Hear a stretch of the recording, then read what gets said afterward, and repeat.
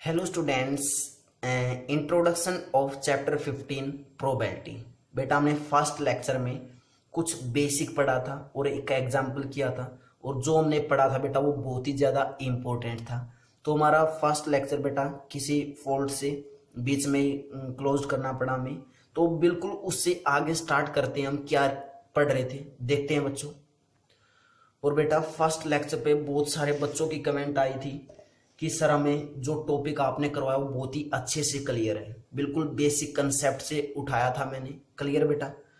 तो हम क्या कर रहे थे बेटा, मैंने ई बार के बारे में बताया था, एक एग्जांपल लिखवाया था और ई बार पे आए हुए थे।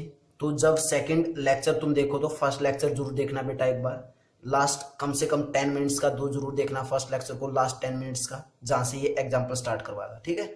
तो हमने ई बार लिया था। ई बार क्या होता है, नॉट ई मीन्स जो ई है उससे अलग। तो ई बार मीन्स ई क्या था, गेटिंग ई हेड था। तो पॉसिबिलिटी क्या होगी, ई बार हेड के अलावा और क्या आ सकता है, टेल आ सकता है। तो मैंने क्या लिख दिया, गेटिंग ए टेल। क्लियर है। अब जो इवेंट ई बार है, गेटिंग ए टेल है, तो टेल कितने टाइम्स आया सैंपल स्पेस में, एक टाइम। तो मीन्स क्या आ गया इसके अंदर, टेल आ गया। क्लियर है। अब जो इवेंट है बेटा, यहाँ पे ई इवेंट था, यहाँ पे ई बार क्या है, ये एक इवेंट है। ई बार क्या है, एक इवेंट। और जब इस प्रोबेबिलिटी निकालेंगे किसकी, ई बार की, तो वो कितनी आएगी, ध्यान दो। फार्मूला क्या होता है, number of favourable outcomes, number of favourable outcomes और divided by total number of possible outcomes, total number of possible outcomes, possible outcomes, यही होता है बेटा फार्मूला। तो प्रोबेबिलिटी ऑफ ई बार क्या है हमारे पास, number of favourable outcomes means event E bar में कितने हैं एलिमेंट्स, 1 है। तो 1 divided by total number of possible outcomes कितने हैं सैंपल स्पेस में, सैंपल स्पेस तो यही रहेगा ना जब टेल आएगा तो भी बच्चों, तो कितने हैं 2, तो 1/2। तो प्रोबेबिलिटी ऑफ ई बार कितनी आई हमारे पास है, 1/2 आई। और ध्यान दो बच्चों, मैंने रिजल्ट क्या करवाया था कि प्रोबेबिलिटी किसी भी इवेंट की, जब प्रोबेबिलिटी निकालते हैं किसी भी इवेंट की, यहाँ पे इवेंट ई था, यहाँ पे इवेंट ई बार है, तो ई बार की भी जो प्रोबेबिलिटी आई है वो 0 और 1 के बीच में आई है। क्लियर है। जब भी हम बेटा किसी भी इवेंट की किसी भी क्वेश्चन में प्रोबेबिलिटी निकालेंगे तो वो पक्का 0 और 1 के बीच में ही लाई करेगी। अगर 0 हुई तो इम्पॉसिबल इवेंट बोल देंगे, और 1 हुई तो श्योर या सर्टेन इवेंट बोल देते हैं। यहां से बेटा मैं तुम्हें क्या करवाना चाहता था, क्या टॉपिक करवाना चाहता था वो देखते हैं। देखो अब ध्यान दो बेटा, ये इवेंट ए था, इसकी प्रोबेबिलिटी क्या है 1/2। ये event E bar means not E है, तो इसकी प्रोबेबिलिटी 1/2। क्या मैं यहां से ये लिख सकता हूं कि probability of E plus probability of E bar कितना आया हमारे पास, प्रोबेबिलिटी ऑफ ई कितना है 1/2 plus probability of E bar कितना आया 1/2। मीन्स हम यहां से लिख सकते हैं कि probability of E plus probability of E bar बोल रहा हूं, ई बार मीन्स क्या बेटा, ई बार बोलो या फिर नॉट ई मीन्स ई के अलग, ई से अलग। तो probability of not E means E bar equal to 1। Clear है। ये मैं प्रूफ करवा रहा हूं बेटा, रिजल्ट है ये हमारा।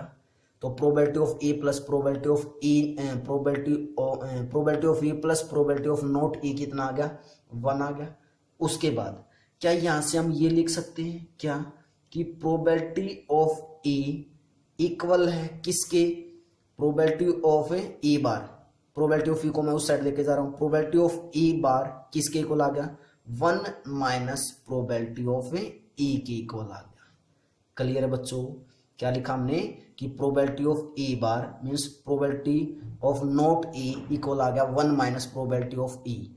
इस ये क्या आ गया बेटा हमारे पास एक फार्मूला आ गया। मीन्स जब भी किसी भी इवेंट की अगर हमने प्रोबेबिलिटी निकाल चुके होंगे, जैसे इवेंट की यहाँ पे प्रोबेबिलिटी निकाली, मैंने ई बार की भी प्रोबेबिलिटी निकाल के दिखाई, अदरवाइज हम यहाँ से ई बार की डायरेक्ट भी निकाल सकते थे इस फार्मूले से। कैसे, मान लो प्रोबेबिलिटी ऑफ ई कितनी आई हमारे पास 1/2 आ चुकी है, तो मैंने प्रोबेबिलिटी ऑफ नॉट ई निकालना था, तो probability of not E equal to 1 minus probability of E, formula use करते हैं। तो 1 माइनस प्रोबेबिलिटी ऑफ कितनी है 1/2, तो 1 माइनस 1/2 मीन्स कितना है बेटा 1/2, मीन्स नॉट ई की प्रोबेबिलिटी कितनी आई 1/2 आई। और बेटा इस फार्मूले से भी 1/2 आई और ऐसे सोल्व आउट करके निकाली तो भी कितनी आई थी 1/2 आई थी। तो हमारे पास क्या आ गया कि फार्मूला आ गया, डेरिवेशन आ गई। क्लियर है बच्चों, याद रखना बच्चों इसको, क्लियर है।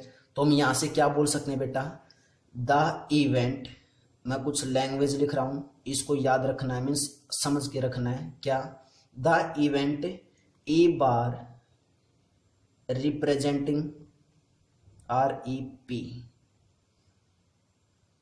Representing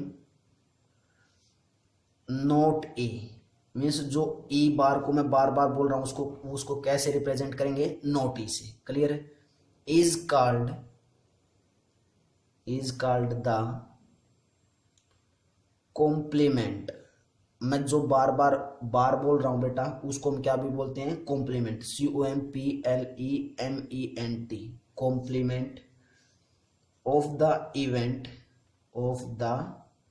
event E.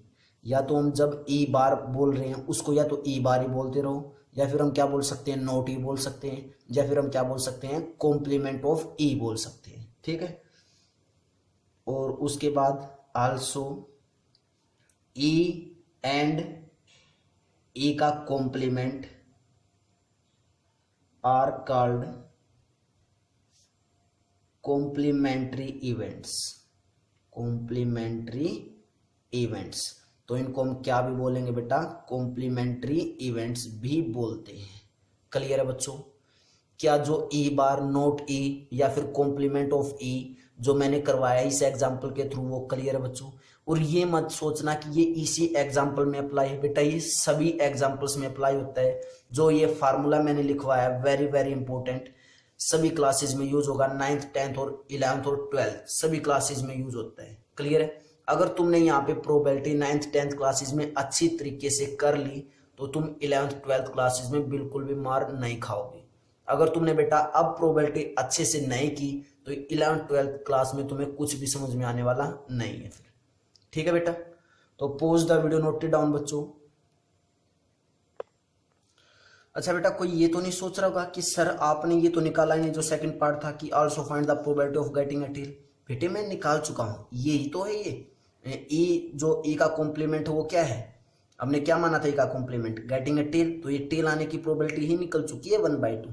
क्लियर है। उसके बाद बेटा जो हम इस चैप्टर में क्वेश्चंस करेंगे वो कंप्लीट जितने भी क्वेश्चन बेस्ड होंगे वो इक्वली लाइकली आउटकम्स पे बेस्ड होंगे। कैसे इक्वली लाइकली आउटकम्स बोल रहे हैं बेटा, तो मैं क्या लिख रहा हूं कि इन दिस चैप्टर, इस चैप्टर में जो हम पढ़ने वाले हैं, in this chapter we will study all the experiment, means जितने भी एक्सपेरिमेंट होंगे, all the experiments have equally likely outcomes। अभी ये लाइन तुम्हें समझ में नहीं आई होगी बेटा कि मैंने इक्वली लाइकली आउटकम्स कैसे लिखा है।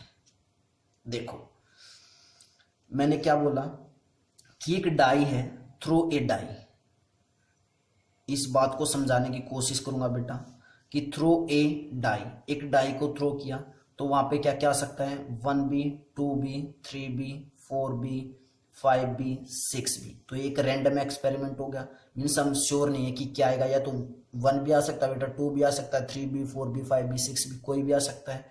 और जब इस पे करली ब्रैकेट लगा देते थे और ऐसे डिनोट करते थे तो ये इसको हम सैंपल स्पेस बोल देते थे, सैंपल स्पेस।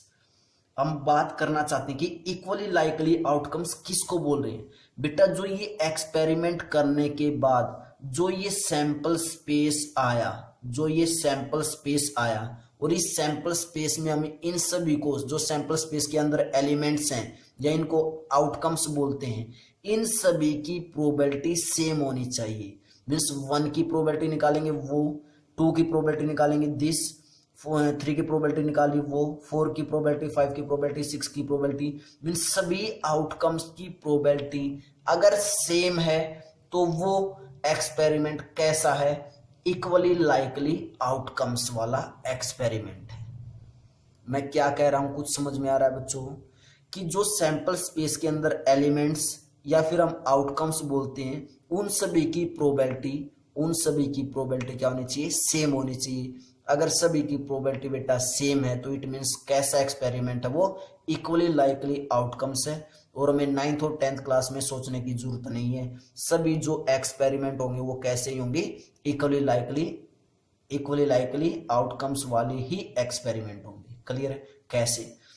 जब हम डाई को थ्रो करेंगे तो 1 के आने के जो चांसेस है बेटा, प्रोबेबिलिटी वो कितनी है, 1/6 ही तो है। 2 के आने की प्रोबेबिलिटी क्या है, जब हमने डाई को थ्रो किया तो 2 क्या आ सकता है, अगर 2 आएगा तो मीन्स टोटल कितने हैं, 6 है, और 2 के आने की प्रोबेबिलिटी भी क्या होगी, 1/6 होगी। 3 के आने की प्रोबेबिलिटी भी क्या होगी, 1/6 होगी। 4 के आने की प्रोबेबिलिटी भी क्या होगी, 1/6 होगी। 5 के आने की प्रोबेबिलिटी भी क्या होगी, 1/6 होगी। और 6 के आने की प्रोबेबिलिटी भी क्या होगी, 1/6 होगी। क्या सभी आउटकम्स या सभी एलिमेंट्स की प्रोबेबिलिटी सेम नहीं है? और सभी एलिमेंट्स की अगर प्रोबेबिलिटी सेम हो तो वो सैंपल स्पेस या वो एक्सपेरिमेंट कैसा होता है, इक्वली लाइकली आउटकम्स वाला होता है। इन बातों को बेटा 11th 12th क्लास के अंदर ज्यादा समझ पाओगे, क्योंकि वहां पे कुछ एक्सपेरिमेंट ऐसे मिलेंगे जो इक्वली लाइकली आउटकम्स वाले नहीं होंगे। मींस जो सैंपल स्पेस के अंदर एलिमेंट्स होंगे उन सभी की जो प्रोबेबिलिटी होगी वो सेम नहीं मिलेगी वहां पे। क्लियर है बच्चों? बस तुम्हें यहाँ पे इतना ही ध्यान रखना है बेटा कि जो 9th और 10th क्लासेस में हम पढ़ते हैं वो सभी जो एक्सपेरिमेंट होते हैं वो कैसे होते हैं, इक्वली लाइकली आउटकम्स वाले एक्सपेरिमेंट होते हैं। और वह मैंने तुम्हें बता दिया, ट्रांसलेट कर दिया कि वो इक्वली लाइकली आउटकम्स कैसे बोल रहे हैं हम उसको। क्लियर है बच्चों? तो बेटा pause the video, note it down. Next example करते हैं बच्चों। क्या है, suppose we throw a die once. एक डाई है और उसको एक बार उछाला गया। क्लियर है? तो बेटा सबसे पहले अगर डाई को थ्रो किया गया है तो हम उसकी सैंपल स्पेस लिख लेते हैं। तो सॉल्यूशन में सबसे पहले क्या लिखेंगे, सैंपल स्पेस। और सैंपल स्पेस को किससे डिनोट करते हैं बेटा, एस से। मैं बार बार लिख रहा हूं, क्या ये एक सैंपल स्पेस है और किससे डिनोट कर रहे हैं, कैपिटल एस से करेंगे। तो सैंपल स्पेस में क्या क्या आएगा बेटा, 1b 2 3 4 5 और 6, क्योंकि डाई पे जो नंबर होते हैं वो 1 to 6 होते हैं। तो या तो 1 आ सकता है, 2 भी आ सकता है, 3 भी आ सकता है, 4 भी आ सकता है, 5 भी आ सकता है और 6 भी आ सकता है। मीन्स हमने टोटल पॉसिबल वेज लिख लिए कि जो एक्सपेरिमेंट कर रहे हैं उसमें 1 to 6 कुछ भी आ सकता है। उसके बाद फर्स्ट पार्ट में क्या पूछा, what is the probability of getting a number greater than 4। Means हमें वो प्रोबेबिलिटी फाइंड आउट करनी है कि नंबर 4 से ज्यादा नंबर्स आने की प्रोबेबिलिटी क्या होगी। 4 से ज्यादा नंबर आने की प्रोबेबिलिटी मीन्स बेटा 5 और 6 आने की प्रोबेबिलिटी क्या होगी। क्लियर है? तो हमने लेट करना पड़ेगा, एक इवेंट लेट करना पड़ेगा और लेट ई इवेंट मान लिया हमने। इस ई को मैं क्या बोल रहा हूं बार बार, इवेंट। क्लियर है? इवेंट ई मान लिया हमने, क्या कि number greater than 4। Event E क्या हमारा, फर्स्ट पार्ट में, फर्स्ट पार्ट कर रहे हैं ना हम यहाँ पे, first part number greater than 4। तो अगर ग्रेटर देन 4 होंगे तो बेटा सैंपल स्पेस से आता है इवेंट में। जो इवेंट में एलिमेंट्स आते हैं वो कहां से आते हैं, सैंपल स्पेस से। तो 4 से बड़े कौन कौन से नंबर है, 5 और 6 हैं। तो हमारे पास इवेंट ई में क्या आ गया, 5 और 6 आ गया। क्लियर है? अब हमें प्रोबेबिलिटी फाइंड आउट करनी है, probability of event E. It means probability of event E लिखने का मतलब क्या है कि probability of number of greater than 4, किसकी प्रोबेबिलिटी निकाल रहे हैं, नंबर ग्रेटर देन 4 की निकाल रहे हैं बच्चों। क्लियर है? यही तो है मीनिंग इसका, इवेंट ई का, क्योंकि इवेंट ई को हम लेट कर चुके हैं। इस कंप्लीट का नाम क्या रख दिया, ई। तो ई नंबर ग्रेटर देन 4 की जगह क्या पुट कर सकते हैं, ई। और मैंने साथ में ये भी लिख दिया कि नंबर ग्रेटर देन 4। फार्मूला क्या होता है बेटा, क्या होता है, number of favourable outcomes. Formula जरूर लिखना बेटा सभी क्वेश्चंस में, number of favourable outcomes divided by total number of outcomes, total number of possible outcomes, possible outcomes. Clear है? तो बेटा number of favourable outcomes event के अंदर कितनी है? 2, 5 और 6 दो ही तो है, तो कितने एलिमेंट्स इसके अंदर? 2, तो कितना है ऊपर? 2 divided by total number of possible outcomes, sample space में कितने हैं? 6, तो 2/6, 2 1 जा 2, 2 3 जा 6, मीन्स प्रोबेबिलिटी क्या आ गई बेटा? 1/3 आ गई। क्लियर हो रहे होंगे बेटा क्वेश्चंस? अगर बेटा अभी भी क्वेश्चन क्लियर नहीं है तो डरना नहीं है, अभी कंप्लीट एक्सरसाइज पढ़िए बच्चों, कंप्लीट एक्सरसाइज में यही तो करने वाले हैं हम, और प्रोबेबिलिटी के हर क्वेश्चन में हम कुछ ना कुछ न्यू कंसेप्ट जरूर सीखते हैं बच्चों। क्लियर है? तो सेकंड पार्ट अपने आप से निकालना है। क्या पूछा है मैं समझा देता हूं बेटा। What is the probability of getting an number less than और इक्वल टू 4? मीन्स इस डाई की, जो डाई हमने थ्रो की है उसमें से हमें प्रोबेबिलिटी फाइंड आउट करनी है किसकी? जब नंबर लेस देन या फिर 4 आया हो, इक्वल टू 4। तो ऐसे कितने नंबर्स हैं? सबसे पहले तो इसको इवेंट एफ करेंगे, जैसे हमने यहाँ पे इवेंट ई लेट किया है, सेम यहाँ पे इवेंट एफ लेट करेंगे, इवेंट एफ लेट करेंगे और क्या मान लेंगे? एन नंबर लेस देन और इक्वल टू 4, और वो कौन कौन से हो जाएंगे? 4 से लेस और इक्वल, तो 1 भी होगा, 2 भी होगा, 3 भी होगा और 4 भी होगा। तो उस इवेंट एफ में क्या क्या आ जाएंगे? 1 to 4 आ जाएंगे। तो प्रोबेबिलिटी जब निकालेंगे क्या आ जाएगा बेटा? Total number of favourable outcomes divided by total number of possible outcomes. Number of favourable outcomes कितने होंगे इवेंट एफ में? 1 to 4 मीन्स 4, और divided by total number of possible outcomes कितनी है? 6 ही है, तो 4/6 क्या आ जाएगा इसका आंसर। क्लियर है? तो बेटा कमेंट बॉक्स में जरूर कमेंट करके बताने की सेकंड ऑप्शन का क्या आंसर आया है। क्लियर बच्चों? तो pause the video, note it down बच्चों। नेक्स्ट एग्जांपल करते हैं बच्चों। क्या है? 1 card is drawn from a well shuffled deck of 52 cards. Calculate the probability that the card will, first part, be an egg means egg होने की probability, और second part not be an egg means egg ना होने की probability। सबसे पहले तो बच्चों हमें कार्ड्स के बारे में ही पता होना चाहिए, तो पहले हम कार्ड्स के बारे में ही नॉलेज ले लेते हैं। बहुत सारे बच्चे ऐसे हैं जिनको कार्ड्स के बारे में नहीं पता होता, तो हम कार्ड्स की ही बात कर लेते हैं, उसके बाद क्वेश्चन को सोल्व करेंगे। तो टोटल जो कार्ड्स होते हैं बेटा, सभी को पता होना चाहिए, जो टोटल कार्ड्स होते हैं वो कितने होते हैं हमारे? 52 होते हैं। क्लियर है? टोटल कार्ड्स कितने होते हैं बेटा हमारे? 52।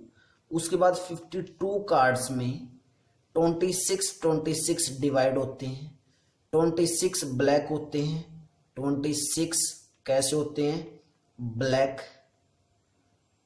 ब्लैक्स, और बेटा 26 होते हैं रेड।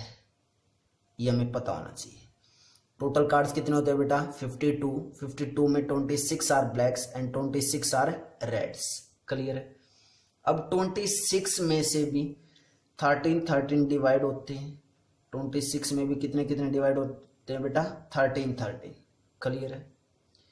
जो 13 कार्ड्स होते हैं, 13 इसमें होता है बेटा स्पेड के 13 कार्ड्स किस चीज के होते हैं? स्पेड के ब्लैक, और 13 कार्ड होते हैं बेटा क्लब के ब्लैक, क्लब्स।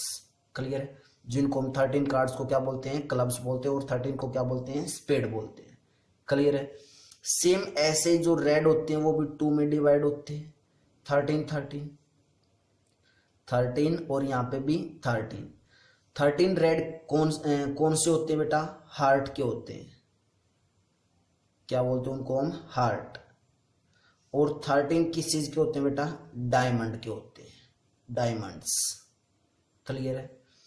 उसके बाद मैं नोटेशन बता देता हूं बेटा कि इनकी जो फिगर होता है, स्पीड का जो फिगर बना होता है कार्ड के ऊपर, वो कैसा होता है। प्रॉपर तो नहीं बन पाएगी, लेकिन मैं कुछ कोशिश करता हूं बेटा कि कैसी होती है वो जो कार्ड्स पे होती है। कुछ ऐसी फिगर होती है बेटा स्पेड की। क्लियर है? ये किसकी फिगर है बेटा? स्पेड की फिगर है। मीन्स 13 कार्ड्स के ऊपर जब तुम कार्ड्स देखोगे तो ऐसी शेप मिलेगी उसपे। क्लियर है? और जो क्लब का होता है बेटा, क्लब का जो होता है उस पे जो होता है सिंबल होता है, वो कुछ इस तरीके से होता है बेटा। इसके ऊपर बना देते हैं, कुछ इस तरीके से होता है। एग्जैक्ट तो नहीं बन पाएगी क्योंकि मेरी ड्राइंग इतनी अच्छी नहीं है बेटा, ठीक है, लेकिन फिर भी कोशिश कर रहे हैं, कुछ ऐसी होगी। ये थोड़ी सी टेढ़ी बन गई, ठीक है, कोई नहीं। ये किसकी होगी? क्लब की, ठीक है। उसके बाद हार्ट, हार्ट का तो सभी को पता है बेटा, हार्ट कुछ इस तरीके से होता है, ठीक है। ये सिंबल किसका है? हार्ट का। और जो डायमंड है उसको हम ये सिंबल मिलता है कार्ड्स पे, क्लियर है ये, ठीक है बेटा। तो इन जिन बच्चों को नहीं पता, गर्ल्स को आई थिंक नहीं पता होता इन चीज़ों का, बॉयज़ को तो सभी चीज़ों का पता होता है, इसमें कार्ड्स के बारे में अच्छी खासी नॉलेज रखते हैं बॉयज़ तो, ठीक है। तो ये हमें कार्ड्स डिवाइड कर दिए 13 मीन्स, और जो ये 13 कार्ड्स डिवाइड होते हैं बेटा, इनको हम बोलते हैं सूट्स। क्या बोलते हैं? सूट्स बोलते हैं कि एक सूट्स में कितने कार्ड्स होते हैं? 13। तो ये भी क्या एक हमारा सूट है और ये भी हमारा क्या बेटा एक सूट है, क्लियर है। मीन्स हम बोल सकते हैं कि 52 कार्ड्स में टोटल सूट कितने होते हैं? 4 सूट्स होते हैं, और 4 के 4 सूट्स में कितने कितने डिवाइड होते हैं? 13 डिवाइड होते हैं। तो हमें कार्ड्स के बारे में नॉलेज मिल चुकी है कि 52 कार्ड्स टोटल होते हैं। 52 कार्ड्स में 26 ब्लैक होते हैं, 26 रेड होते हैं। 26 जो ब्लैक कार्ड्स होते हैं उसमें से 13 स्पेड के होते हैं और 13 क्लब के होते हैं, और जो 26 रेड होते हैं उसमें से 13 हार्ट के होते हैं और 13 डायमंड के होते हैं, और ये इनकी क्या बेटा? फिगर होते हैं, क्लियर है। उसके बाद इन 13 कार्ड्स में कौन कौन से होते हैं वो देखते हैं। इन 13 कार्ड्स में, 13 कार्ड्स में लिख रहा हूं कौन कौन से होते हैं बेटा। एक तो इन 13 कार्ड्स में एक होता है, और बेटा एक किंग होता है, और एक क्या होती है? क्वीन होती है, क्लियर है। 13 कार्ड्स में क्या क्या होता है? किंग होता है, एक होता है किंग क्वीन, और एक होता है बेटा जैक, क्लियर है। 4 कार्ड्स हो चुके हैं हमारे पास। उसके बाद क्या होता है? 10, देन 9, उसके बाद 8, उसके बाद 7, और उसके बाद बेटा हमारे पास आएगा 6, 5, 4, और फिर हमको जिनको तिगी दुगी बोलते हैं, क्लियर है। ये कार्ड्स होते हैं, क्लियर बेटा इतना। सेम ऐसे ही 13 कार्ड्स इसमें भी होंगे। इसमें भी एक क्या होगा? एक होगा। एक क्या होगा बेटा? किंग होगा। एक क्या होगा? क्वीन होगी। और एक क्या होगा बेटा? जैक होगा, क्लियर है। और उसके बाद 10, 9, 8, 7, 6, 5, 4, 3, 2 और 1, क्लियर है बच्चों। सेम ऐसे ही 13 इसमें होंगी, और सेम ऐसे ही 13 इसमें होंगी। मैं लिख देता हूं बेटा, एक, किंग और क्वीन, और एक कौन सा होगा? जैक। 4 कार्ड्स तो ये होते हैं सभी में, हर सूट में। और 10, 9, 8 और बेटा 7, 6, 5, 4, 3, 2 और बेटा 1, क्लियर है। सेम ऐसे इसमें भी एक भी होगा, और किंग भी होगा, क्वीन भी होगी बेटा। उसके बाद जैक भी होगा, और 10, 9, 8, 7, 6, 5, 4, 3, 2 और बेटा 1, क्लियर है बच्चों। तो हमें कार्ड्स के बारे में पता चल चुका है। उसके बाद बेटा 3 कार्ड्स होते हैं, कौन कौन से? क्वेश्चन में जरूर पूछा जाता है कहीं ना कहीं कि किंग और जो क्वीन और बेटा जैक जो जैक होता है, मीन्स किंग क्वीन और जैक जो कार्ड्स होते हैं उनको हम क्या बोलते हैं बेटा? क्या बोलते हैं? उनको हम फेस कार्ड बोलते हैं। तो king queen and jack are card face cards. इनको हम क्या भी बोलते हैं? Face cards. मीन्स कहीं पे अगर तुम्हें वर्ड दिया गया हो कि फेस कार्ड कौन से होते हैं, तो वहां पे हम डायरेक्ट बताना है कि कौन कौन से होते हैं। किंग क्वीन और जैक क्या होते हैं? फेस कार्ड्स होते हैं, क्लियर है। अब हम अपने क्वेश्चन पे आते हैं। तो हमने बेटा कार्ड्स के बारे में नॉलेज ले ली है कि हर सूट के अंदर एक होगा, एक किंग होगा, एक क्वीन होगा, एक जैक होगा। तो यहाँ से हमें एक कितने मिले? 1, 2, 3, 4। जिस टोटल कार्ड्स के अंदर 4 एक होते हैं, 4 ही किंग होते हैं, 4 ही क्वीन होते हैं, और 4 ही जैक होते हैं, क्लियर है। उसके बाद जो फर्स्ट पार्ट है बेटा क्वेश्चन का सॉल्यूशन का, वो क्या दिया गया है वो देखते हैं। क्वेश्चन क्या हमारे पास, क्वेश्चन को रीड करते हैं कि वन कार्ड इज ड्रॉन, क्या बेटा क्वेश्चन, कि one card is drawn from A well shuffled deck of 52 cards calculated by the probability that the card will be an egg. ये कह रहा है कि जो well shuffled deck of 52 cards हैं उसमें से हमने कार्ड निकाला और वो कार्ड कैसा होना चाहिए, एक होना चाहिए। अब एक कार्ड बेटा वो स्पेड का भी हो सकता है, क्लब का भी हो सकता है, हार्ट का भी हो सकता है और डायमंड का भी हो सकता है। जर्नली उन्होंने ये तो नहीं बोला ना कि वो डायमंड से लेना है या हार्ट से लेना है या क्लब से लेना है या स्पीड से लेना है, मीन्स वो चारों में से कोई भी हो सकता है।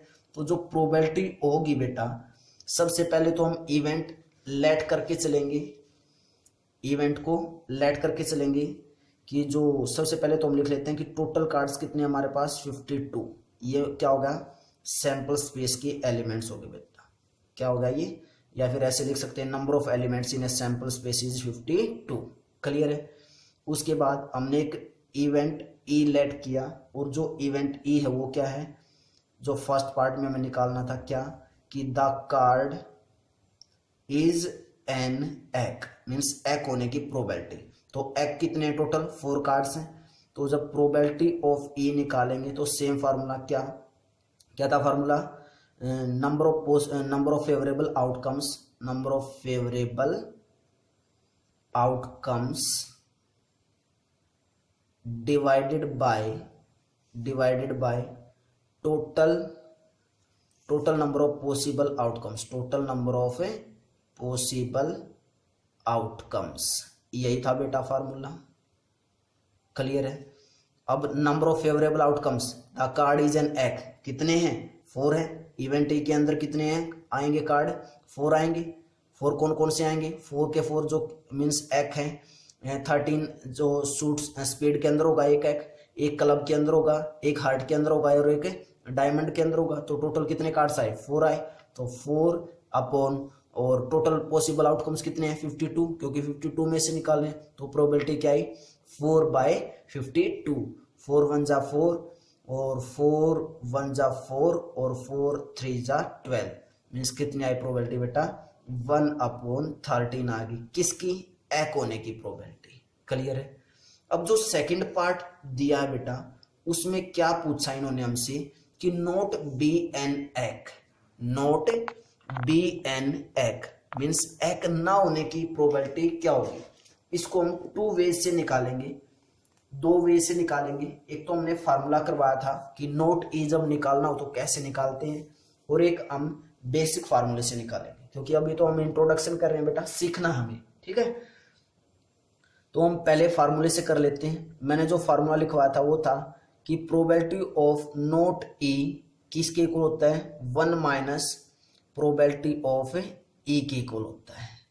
बेटा ध्यान रखना, यहाँ पे मैंने इवेंट ई लिखा है तो यहाँ पे ई आएगा। अगर यहाँ पे इवेंट एफ लेता या मैं ए लेता तो क्या आता, प्रोबेबिलिटी ऑफ ए का complement equal to 1 minus probability of A आता। क्लियर है। तो प्रोबेबिलिटी ऑफ ई का कॉम्प्लीमेंट या फिर प्रोबेबिलिटी ऑफ नॉट ई बोल सकते हैं, 1 minus probability of E 1/13। Clear है। तो सोल्व आउट किया कितना है, 13 माइनस 1 डिवाइडेड बाय 13 मीन्स कितना है बेटा 12/13। तो जो प्रोबेबिलिटी ऑफ ई कॉम्प्लीमेंट है मीन्स एक ना होना, उसकी प्रोबेबिलिटी कितनी आई 12/13 आई। सेकंड पार्ट यही तो था हमारा कि नोट बी एन एक ना होने की प्रोबेबिलिटी क्या होगी। क्लियर है। तो हमारा उस फार्मूले से आंसर कितना है 12/13 आया। अब जो हमारा फार्मूला बेसिक फार्मूला है उससे सोल्व आउट करते हैं इसी पार्ट को। क्लियर है। नोट बी एन एक है तो हम इसको इवेंट मानेंगे कुछ ना कुछ, और लेट कर लिया वो इवेंट क्या है बेटा एफ इवेंट है। क्या है एफ इवेंट हमारा, कि card drawn is not an एक, मीन्स जो कार्ड निकाला गया वो एक कार्ड नहीं है। Card drawn is not an एक मीन्स एक कार्ड नहीं है। अगर बेटा एक कार्ड नहीं है, टोटल 52 कार्ड्स हमारे पास, कितने टोटल 52 कार्ड्स हैं। अगर एक कार्ड नहीं है मीन्स यहाँ से एक नहीं आएगा, ये भी एक नहीं है, ये भी एक नहीं है, ये भी एक नहीं है, मीन्स इन एक्स को छोड़ के और कोई भी कार्ड्स निकल सकता है, और कोई भी कार्ड्स निकल सकता है।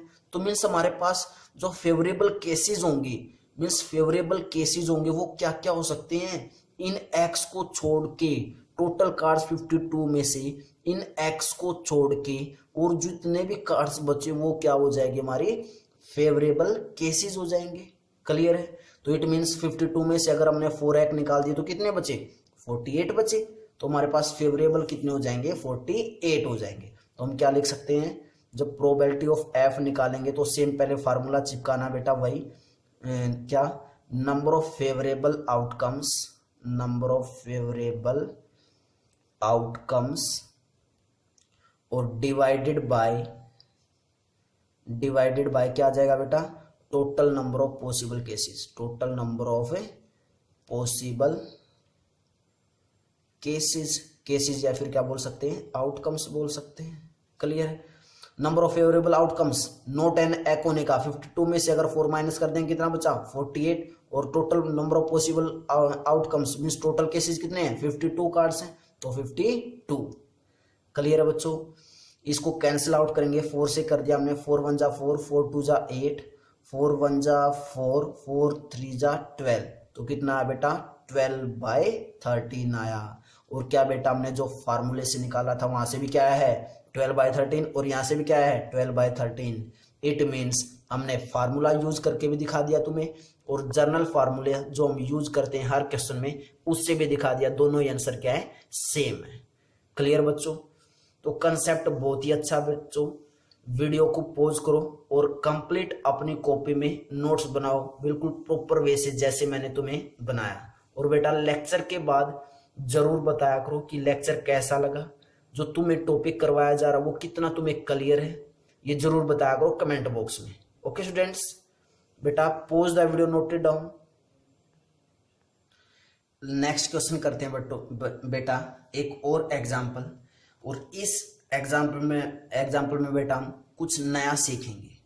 तुम लास्ट में जरूर बोलोगे कि सर हमें कुछ नया सीखने का मिला है। ठीक है, क्या है question, 2 dice 1 blue and 1 grey.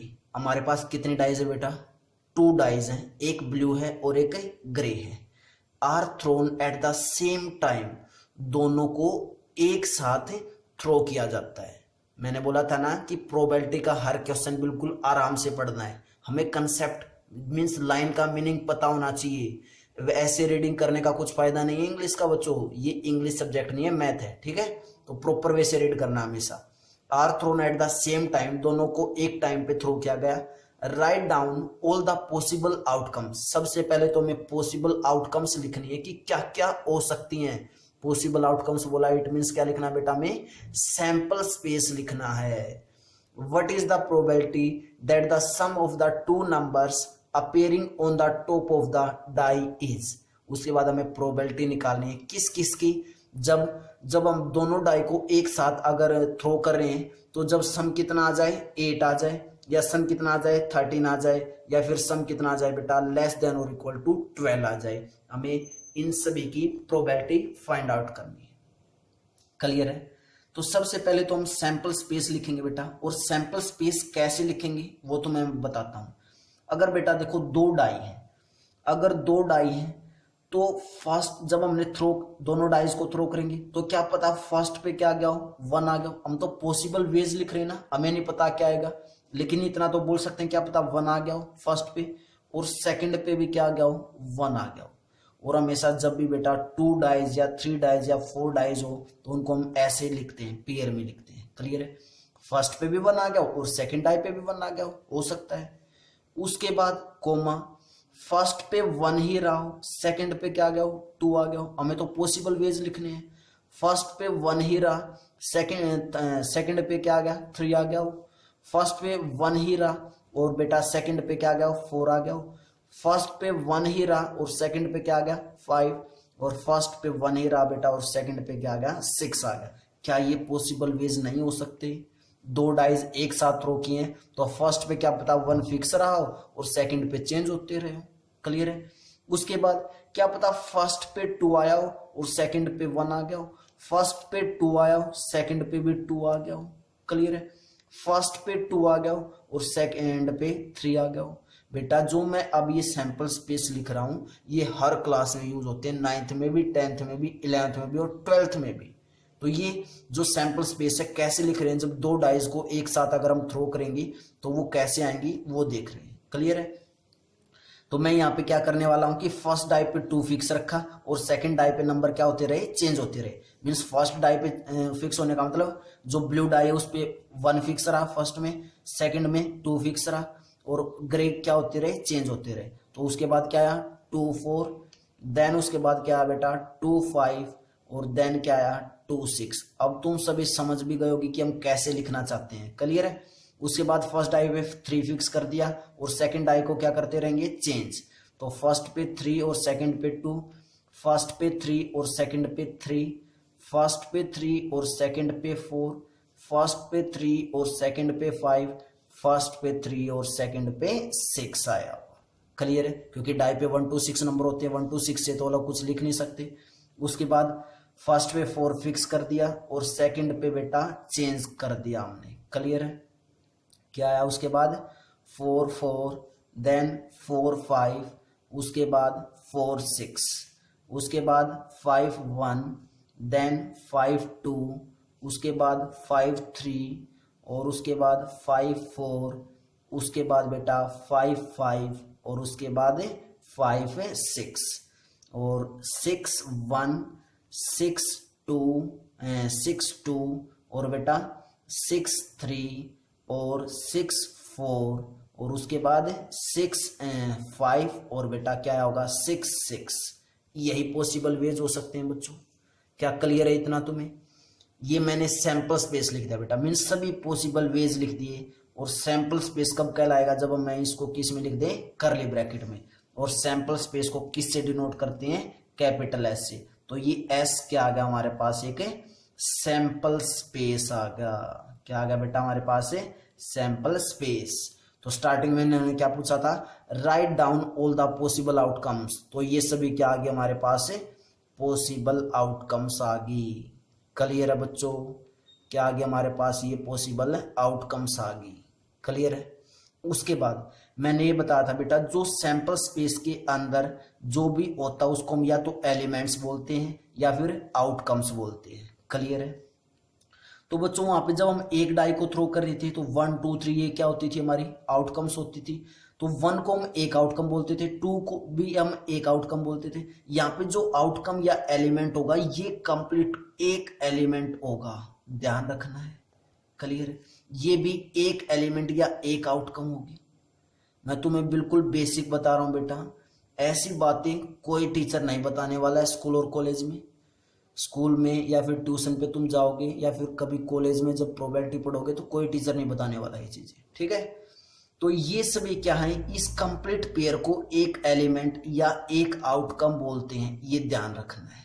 Clear है? तो ऐसे एलिमेंट्स कितने हैं इसमें टोटल, 1 2 3 4 5 6, सेकेंड लाइन में भी 6, थर्ड लाइन में भी 6, फोर्थ में भी 6, फिफ्थ में भी 6 और सिक्स्थ में भी 6th लाइन 6th एलिमेंट्स है। तो इट मीन्स मैं लिख सकता हूं कि total number of elements, means number of elements in a sample space equal to 36 है। क्लियर है? कैसे आया 36? क्लियर है बेटा इतना? उसके बाद और बेटा ये ध्यान दिया करो कि मैं आउटकम किसको बोल रहा हूँ। कुछ बच्चे ना इन चीजों को ध्यान नहीं देते, क्योंकि 11th 12th क्लासेस में जब इन आउटकम्स को या इन एलिमेंट्स को जब मैं ट्रायल्स बोलूंगा ना 11th 12th में, तो वहां पे कंफ्यूज हो जाएंगे, इसे ट्रायल्स किसको बोल रहे हैं। ठीक है? तो ध्यान दिया करो बेटा, इनको हम क्या बोल रहे हैं, या तो आउटकम्स बोल रहे हैं या फिर एलिमेंट्स बोल रहे हैं। तो ऐसे कितने एलिमेंट्स इस सैंपल स्पेस में, 36 है। तो number of elements in sample space equal to 36। NS means क्या है, number of elements in a sample space. बेटा ये तुमने बार बार लिखना नहीं है, लेकिन स्टार्टिंग में जरूर लिखना है, number of elements in a sample space, क्योंकि हमें ये याद रहता रहे। मैं तुम्हारे लिए लिख रहा हूं बेटा, मैं अपने लिए नहीं लिख रहा हूं। ये क्लियर है? तो बहुत अच्छे से करना है हमें बेसिक। उसके बाद अब फर्स्ट पार्ट पे आते हैं। फर्स्ट पार्ट में क्या है कि जब सम क्या है, 8 आए। क्या है सम बेटा, 8। तो हम लिख सकते हैं, अगर सम 8 निकाला तो एक इवेंट ई मान लिया, क्या the sum of numbers, the sum of the two numbers is 8। हमने वो इवेंट क्या मान लिया, ई मान लिया, क्योंकि फर्स्ट में वही तो निकालना है जब सम कितना है 8 आए।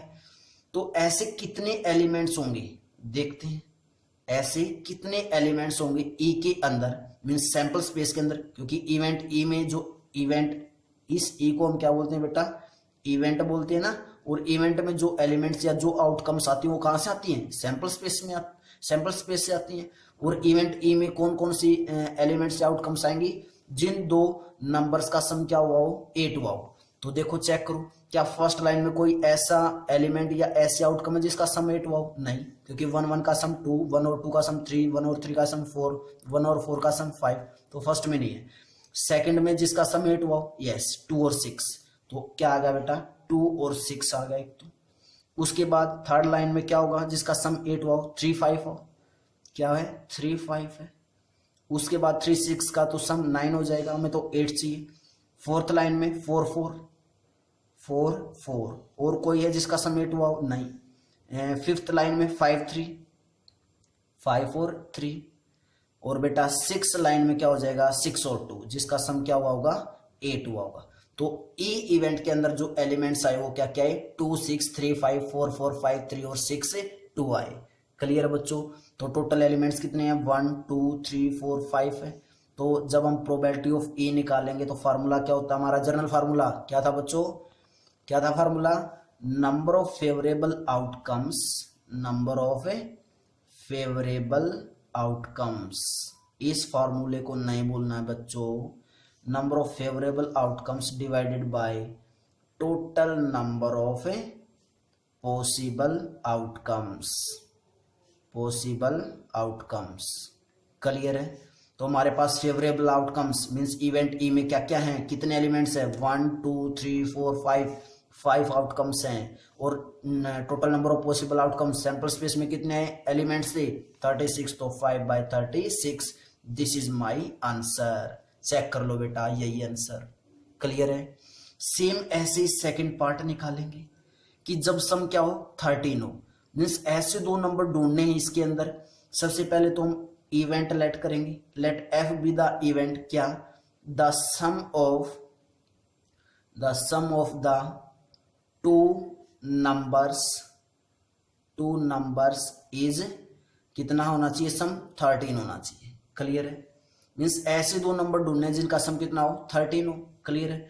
तो मीन्स एफ इवेंट में क्या आएगा वो देखते हैं। अब हमें इसके अंदर सैंपल स्पेस के अंदर वो एलिमेंट्स ढूंढने हैं जब दो नंबर्स का सम क्या हो 13 हो। तो क्या बेटा ऐसा कोई नंबर है जब हम ऐड करें तो 13 आ जाए, 6 का सम 12 आ रहा है, तो 13 तो किसी का हो ही नहीं सकता। इट मीन्स एफ इवेंट में एलिमेंट्स क्या है 0 आए, एलिमेंट्स क्या है 0 आए। तो हम क्या बोल सकते हैं, करली ब्रैकेट को यहाँ पे नहीं लगाएंगे, क्योंकि करली ब्रैकेट तो जब इसमें कोई एलिमेंट आता तब लगाते हैं। तो एफ के अंदर क्या लिखेंगे 0, मीन्स 0 एलिमेंट, इसके अंदर कोई भी एलिमेंट नहीं है। या फिर क्या लिख सकते हैं कि जो एफ इवेंट है वो क्या है 5 है। 5 मीन्स क्या होता है बेटा कुछ भी नहीं होना। क्या लिख सकते हैं एफ इवेंट के अंदर या तो 0 एलिमेंट्स, या फिर क्या किससे डिनोट कर सकते हैं 5 से, मीन्स एक भी एलिमेंट एफ इवेंट के अंदर नहीं है। क्लियर है। तो जब बेटा सेम फार्मूला अप्लाई करेंगे, प्रोबेबिलिटी ऑफ एफ निकालेंगे, तो क्या यूज होगा same formula, number of favourable outcomes divided by total number of possible outcomes. Total number of possible outcomes तो कितनी अभी भी सैंपल स्पेस में 36 है, लेकिन जो नंबर ऑफ फेवरेबल आउटकम्स है बेटा वो एफ इवेंट के अंदर कितने एलिमेंट्स हैं, एक भी एलिमेंट नहीं है, मींस 0 एलिमेंट है। तो ऊपर क्या आया 0 आया, और 0 बाय समथिंग नंबर क्या होता है बेटा 0 होता है। इट मीन्स एफ इवेंट की प्रोबेबिलिटी क्या आई 0 आई। और जिस इवेंट की प्रोबेबिलिटी 0 आ जाए उसको हम क्या भी बोलते हैं बेटा इम्पॉसिबल इवेंट भी बोलते हैं। इंट्रोडक्शन में करवा चुका हूं मैं। क्लियर है। क्लियर है बच्चों। थर्ड पार्ट करते हैं। थर्ड पार्ट में लेट कर लिया हमने कि जो इवेंट है वो हमने क्या माना बेटा जी मान लेते हैं, कोई भी नाम रख सकते हो जी ए बी सी, ठीक है। जी इवेंट मान लिया, और जी इवेंट हमारा क्या होगा sum of two numbers sum of, क्योंकि वहां पे बोल रखा ना लेस देन और इक्वल टू 2, तो sum of 2 numbers less than और इक्वल टू 12 मीन्स ऐसे एलिमेंट आएंगे जी में जो क्या है सम या तो 12 आ जाए या 12 से कम आ जाए। तो इवेंट जी के अंदर जो एलिमेंट्स वो क्या कहेंगे, सम या तो 12 आ जाए या 12 से कम आ जाए। क्लियर है? तो क्या जी इवेंट में सैंपल स्पेस के सभी एलिमेंट्स नहीं आ जाएंगे, क्योंकि सम क्या चाहिए हमें, या तो 12 आ जाए या 12 से कम आ जाए। और सैंपल स्पेस के अंदर जितने भी एलिमेंट्स है बेटा वो सारे ही ऐसे हैं जिसका सम या तो 12 है या 12 से कम है। क्लियर है? तो जी जो इवेंट है उसमें कितने एलिमेंट्स होंगे, एक तो कमेंट बॉक्स में बेटा ये बताना तुमने। जी इवेंट के अंदर कितने एलिमेंट्स या कितनी आउटकम्स आएंगी वो बताना है। और उसके बाद प्रोबेबिलिटी ऑफ जी निकालना है। क्या, कैसे निकालेंगे, number of favourable outcomes, number of favourable outcomes divided by total number of a possible outcomes. और बेटा इस जी इवेंट की प्रोबेबिलिटी भी निकाल के तुम्हें कमेंट बॉक्स में भेजनी है। क्लियर है बेटा? जो मैंने 2 लेक्चर्स करवाए हैं ये इंट्रोडक्शन के, अगर जिन बच्चों ने ये लेक्चर्स अच्छे से प्रॉपर वे से समझ के कर लिए तो बेटा वो कभी भी प्रोबेबिलिटी चैप्टर में मार नहीं खाने वाला, 9th और 10th क्लास में तो स्पेशली। ठीक है? और जो 9th और 10th क्लास में ये चैप्टर अच्छे से नहीं किया, ये इंट्रोडक्शन अच्छे से नहीं किया बेटा, 11th 12th क्लासेस में उस बच्चे को बहुत ज़्यादा प्रॉब्लम हो जाएगी, क्योंकि ये कंप्लीट चीज़ वहाँ पे हम कोई भी टीचर करवा भी नहीं सकता, क्योंकि और चीज़ें ही वहाँ पे आ जाती हैं एक्स्ट्रा। अगर ये चीज़ें करवाने लगे तो वो कब करवाएंगे? क्लियर है? तो बेटा मैंने इतने बेसिक से उठाया है ये चैप्टर कि आई थिंक अगर कोई बच्चा बिल्कुल ब्लैंक भी होगा, जिसको प्रोबेबिलिटी के बारे में कुछ भी ना पता हो, आई थिंक वो भी कर सकता है। क्लियर है? तो बच्चों बहुत ही अच्छे प्रॉपर वे से करना है और क्वेश्चंस को अपने नोट्स खुद से जरूर प्रिपेयर किया करो बच्चों। तो बेटा कमेंट बॉक्स में कमेंट करके जरूर बताना कि लेक्चर कैसा लगा। बेटा pause the video, note it down. Thank you.